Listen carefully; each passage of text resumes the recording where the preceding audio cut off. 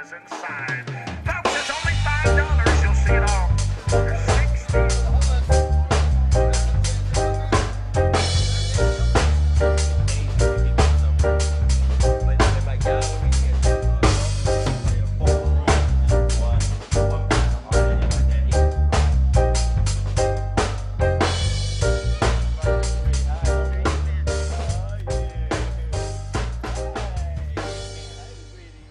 Here in Venice in 1983, part of putting on the Festival of the Chariots with the Hare Krishnas and feeding people on the beach since then. Also because I'm an astrologer and I regularly run into people and I tell them about their previous lives and what's going to happen, both past, forward, and present and future, that get people going. Then I was just on the Discovery Channel as for the season finale on how drugs work as a medical marijuana patient. Is that since the beginning? That'll give you a little notoriety.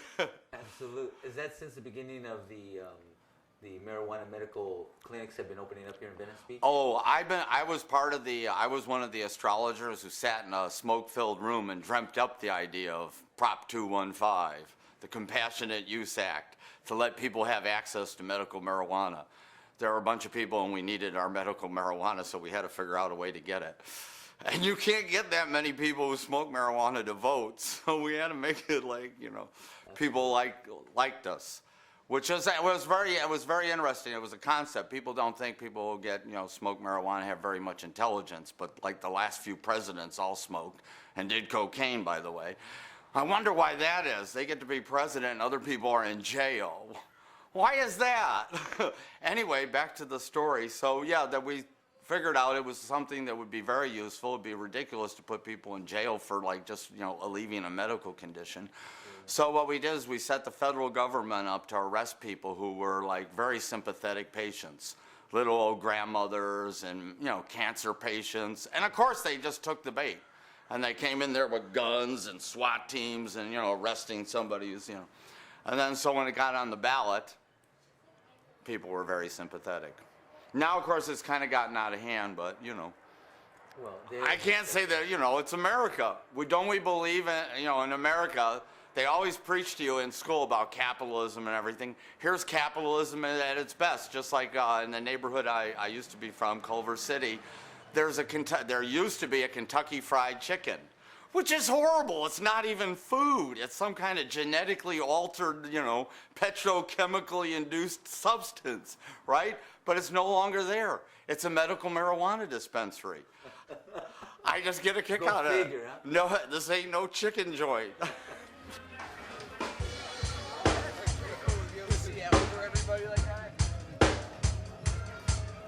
Whoa. I can't get anything past you. Hello, Suffolk Community College. How are you, brother? And you too, Bo. Can we see what you're doing? Yeah, I'm painting. Oh, wow, it's come along. What does that mean? Well, I saw it when it first it's started. kind of like the kid. The kids have gotten the keys to the house and they're partying and destroying the property. Or you've rented to some tenants and they're completely trashing the building. At some point, something becomes due. So right now, we're basically raping, and pillaging the planet. We're taking precious resources and just destroying them. We're taking people and destroying them. The economy is based on a war economy. They have this partnership for a drug-free America, yet they're pumping people full of more drugs as we speak, destroying ozone layers, and we could go on and on and on and on. And the famous words, I think it was George Harrison who said, "You don't need a microscope or a horoscope to see the mess that you're in." In fact, it used to be astrologers or psychics would do the predicting of the doom and the gloom and everything. But today, it's your economist, right? It's your scientist. Yeah. And there used to be even a funny little thing where there was a guy with like long hair and a robe and a beard going, "The end is near," and everybody's laughing at him until a general comes out of the Pentagon and goes, "My God, man, that's classified information." So I would say we're really at a crossroads here in history. We either shape up or we will be shipped out. And that'll be on a global scale. Billions of people will have to go if we don't really clean up our act. So I'm kind of advocating that people start taking care of each other, start taking care of the planet, Much better. And none of this just like the BS that we get in Congress. Personally, I'd like to bring back human sacrifice and start with the senator. Well, that's what the Celtic people used to do. When things were going bad, the leader himself would offer himself as a sacrifice to the gods because he wasn't doing something right. So that's what kind of leaders we want now, not leaders who hide behind desks and send innocent boys and girls to their death just to have, and ensure profits for oil companies and big banks and weapons munitions and, et cetera. Okay. The famous military-industrial banking complex is alive and well and eating your young. Let me ask you this question. Oh, that's really great. Why Venice? What's Why so Venice? special about Venice? Okay, Venice Beach. It is a tear in the time-space continuum. It's a vortex. It's where history kind of meets itself. So you'll find people who are in touch with previous lives or, extra off-planet things and stuff. Venice Beach is like the global village. You have people from all walks of life, all economic stratospheres, everybody's here, and everybody feels something. Give me some examples of the type of people that are here. Okay, you have movie stars, celebrities, famous directors and writers who are basically sharing coffee with homeless people and talking about their story. And homeless people aren't usually just they weren't born homeless. They have a story too. Oh, a colonel from the Vietnam War who's just, can't take it anymore because of things he had to do or say or etc. So you have all that in Venice Beach. You have people who moved here from other countries and they were just visiting. They decided to stay. They figured out how to get a green card. They have figured out how to get citizenship. You're saying there's other nationalities living here? Yeah, there's people from everywhere in Venice Beach. And in one sense, for 33 years, we've been having an ancient ceremony, right? It's an ancient parade. It's a replica of an ancient parade that's done in a sacred space. That sets up a whole universal kind of energy, all right? That the people out here distributing sacred food, that sets up a special energy. Holy men have walked on this beach. It's a very famous beach for all types of holy men to have walked on. So Venice Beach, like I said, it's a tear in the time-space continuum. Sometimes I like to say Venice Beach. It's either the end of civilization as we know it or the beginning of the Pacific Ocean. See, all of the above. So you're saying that all these multicultural people are just here and they seem to get along and... Well, sometimes they get along, and sometimes I think we had somebody shot just the other day. This is the Wild West. In other words, this is, it's like the beginning of the movie, the beginning of the show Star Trek. Space, the final frontier. It's like Venice Beach, the final frontier. Civilization.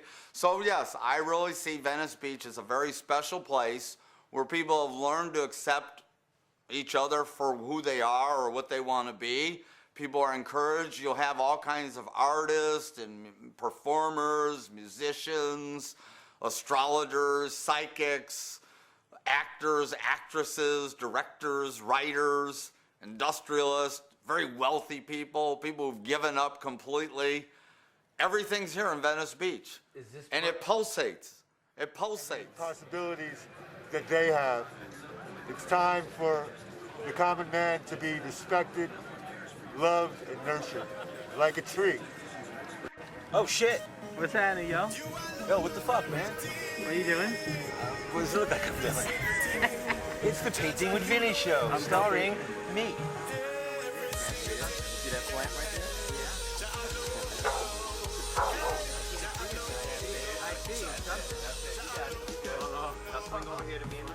What's going on in Venice Beach? It's global. What happens here affects people globally. All right? Venice Beach has 5 million tourists a year that come here to just see what is going on in Venice. 5 million? 5 million new tourists every year come here just to see what's going on in Venice Beach. It's the #2 tourist destination in California.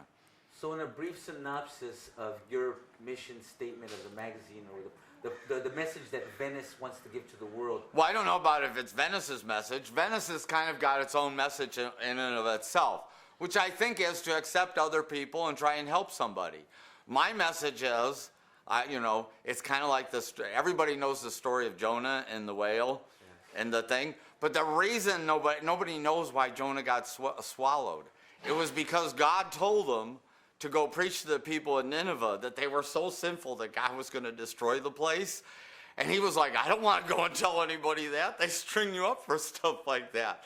So then he got swallowed. Then he was like, okay, I'll go do it. And what happened was, very interesting, the best predictions are the ones that don't come true. So the way we're headed, in other words, people see it as like some kind of hocus pocus fortune telling. It's just a system of potentials. And based on the way we're acting towards each other and the way we're acting towards the planet, there can be nothing except doom and destruction. We can't, you can't keep going the way we're going and not feel that you're going to go somewhere.